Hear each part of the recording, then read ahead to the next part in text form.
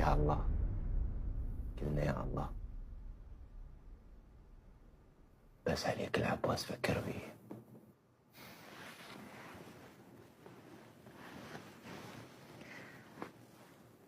على طار العباس سلام الله عليه،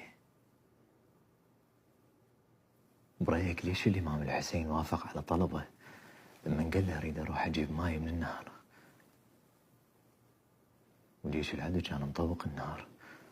يعني النتيجة معروفة ونسبة الخطورة عالية، والموافقة بحدها مجازفة. وأنت وأني عسكر ونعرف نسبة الخطورة ممكن توصل 99%، بس تعرف ليش وافق؟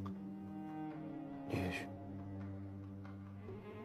لأن هذا واجب إنساني. اكو نسوان وأطفال عطشانين بالخيم، لذلك وافق. والنوف تعرف بقية القصة لحد ما رجع واستشهد متعين علي. شنو جاي تفكر؟